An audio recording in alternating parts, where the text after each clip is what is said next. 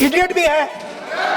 तो मैंने उससे पूछा, एक बात बताओ, ये तीसरी कैटेगरी कहां जाती है? उसने कहा कौन सी तीसरी कैटेगरी? मैंने कहा अंधभक्त।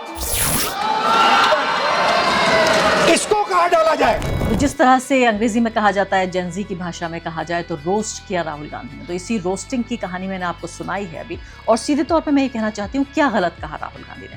क्या आप किसी अंधभक्त को नहीं जानते? मैं तो दर्जनों अंधभक्तों को जानती हूँ। अब इसके बाद बात हो रही है कि हमने तो कोई गोली ही नहीं मारी।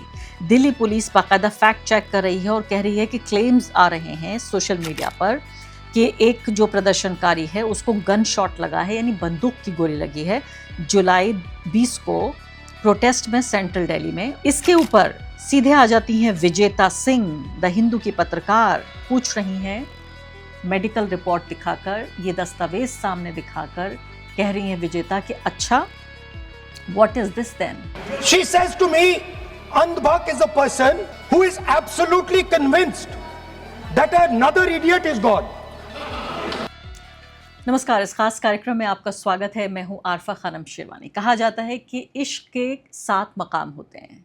इस इश्क से शुरू होकर और दीवानगी तक नसीरुद्दीन शाह ने अपनी फिल्म डेढ़ इश्किया में कई बार बताया है कि उन्स होता है, मोहब्बत होता है और फिर दीवानगी हो जाती है। इसी तरह से भक्ति यानी वो भी राजनीति नहीं होती, इसके भी कई मकाम होते हैं। राहुल गांधी ने इस भक्ति की बात को बाकायदा देश की संसद में उठा दिया है। राहुल गांधी कह रहे हैं कि 3 तरह की स्टेजेस होती हैं, छात्र होता है, स्टूडेंट, इडियट होता है और अंधभक्त होता है।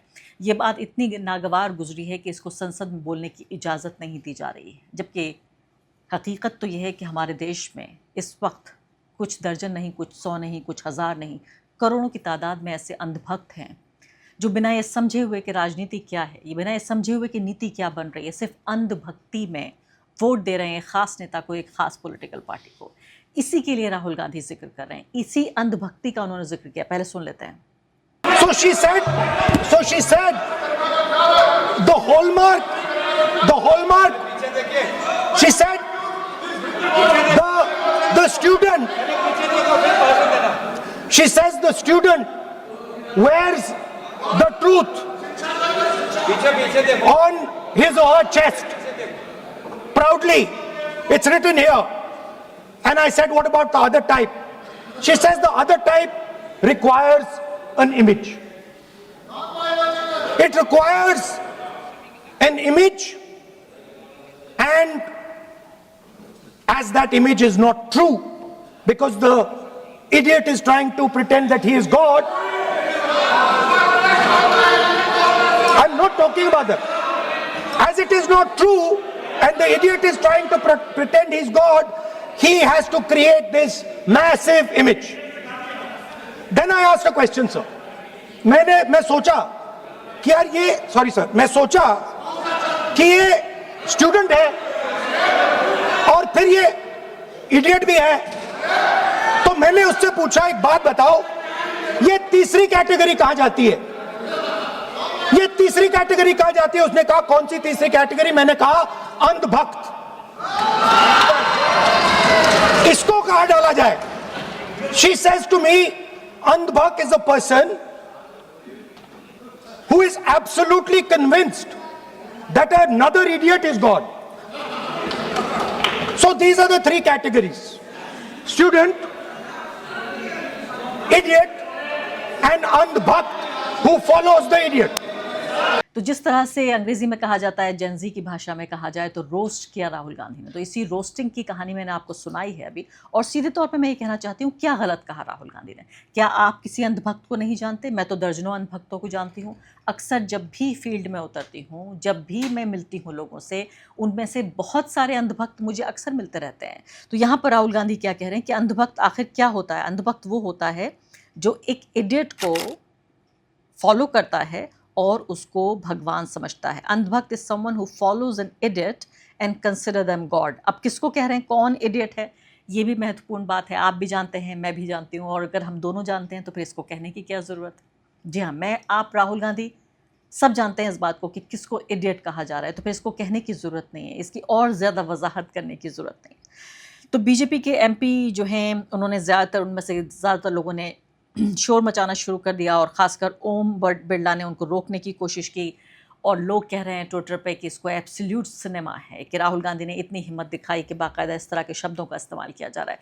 आप यकीन जानिए सामान्य हालात में शायद मैं इडियट या अंधभक्त, अंधभक्त तो एक स्टेट है, ये तो अवस्था है, तो इसको तो मैं ये नहीं कहती कि अंधभक्ति कोई बुरी बात है, लेकिन शायद इडियट जैसे शब्दों के इस्तेमाल की मैं वकालत नहीं करूँगी।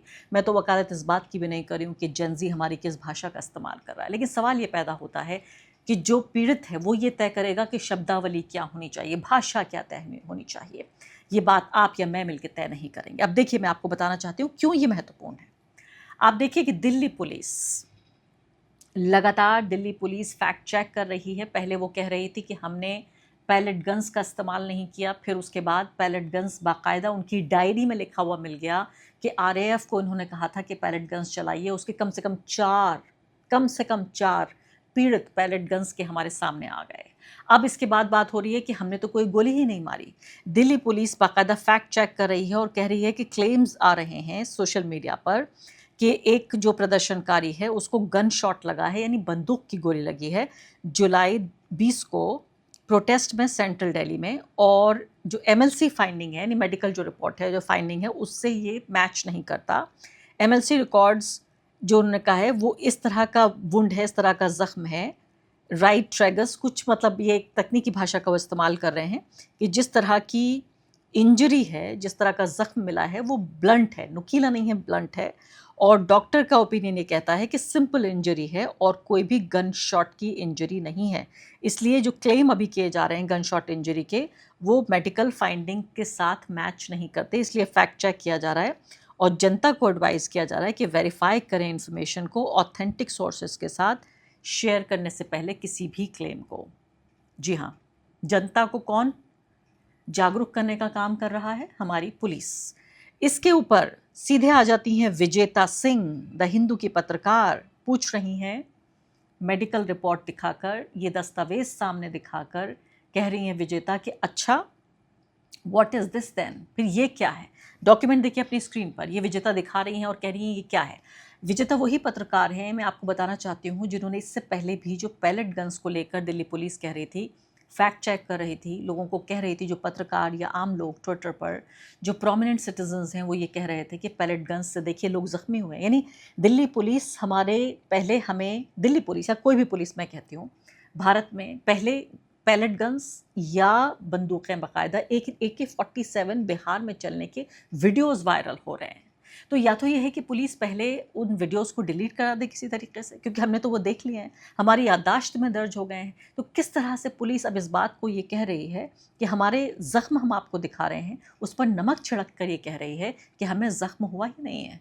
विजेता सिंह वही पत्रकार हैं जो पैलेट गन्स वाली थ्योरी पे भी पुलिस ने कहा था कि हम फैक्ट चेक कर रहे हैं आपको। फिर तो हुआ ये कि 4 दिन बाद टाइम्स नाउ ने भी इस बात को डिक्लेयर कर दिया कि देखिए हाँ, पैलेट गन्स का इस्तेमाल हुआ है। जो जनरल डायरी GD जो कहा जाता है पुलिस की, उस GD में बाकायदा ये दर्ज था कि हाँ, डिप्लॉयमेंट हुआ है पैलेट गन्स का। नेहा बोरा ने मोर्चा संभालते हुए वीडियो जारी किया है और नेहा बोरा आयसा की, जिन्होंने 3 यानी वांगचुक के साथ साथ, सोनम वांगचुक के साथ साथ 3 अन्य छात्रों ने जो अनशन किया था, उसमें नेहा बोरा भी शामिल थी। आप इस चैनल पर वीडियो उनका जो पॉडकास्ट मैंने किया ज़रूर देखिए, बहुत शानदार उनके साथ बातचीत हुई है। वो क्या कह रही हैं? वो ये कह रही हैं कि ये पूरे दस्तावेज जो वायलेंस के हैं, अमित शाह के ऑर्डर से जो लिखे गए, वो छात्रों के शरीर पर छप चुके हैं। अंग्रेजी में लिख रही हैं, the chronicle of violence at Amit Shah's orders, Amit Shah को टैग भी करती हैं पोस्ट में, has been written on the bodies of the students. वो छात्रों के शरीर पर ये घाव जो हैं, ये गवाही की तरह लिखे जा चुके हैं। हम आपको जवाबदेह ठहराएंगे हर उस पैलेट इंजरी के लिए और गन शॉट का, यानी कि बंदूक से जो हमें ज़ख्म पहुंचा है, हम उसके लिए आपको ज़िम्मेदार ठहराएंगे। नेहा बोरा ये कह रही है। फिर वो कहती हैं, हर स्टूडेंट जो हॉस्पिटलाइज हुआ है, 100 more will carry forward the vision of an equitable democratic India। और उससे 100 गुना ज़्यादा लोग जो हैं एक बराबरी के और साथ साथ एक लोकतांत्रिक भारत का सपना लेकर आगे बढ़ेंगे। तो साफ तौर पे आप देखिए कि ये भूल जाने के दौर में याददाश्त का संघर्ष है, ये झूठ के दौर में, छल के दौर में झांसों के दौर में ये सच का संघर्ष है। नेहा बोरा जैसे लोग, विजेता सिंह जैसे लोग, राहुल गांधी जैसे लोग लगातार याद दिलाने की कोशिश कर रहे हैं और दिखा रहे हैं इस समाज को आईना।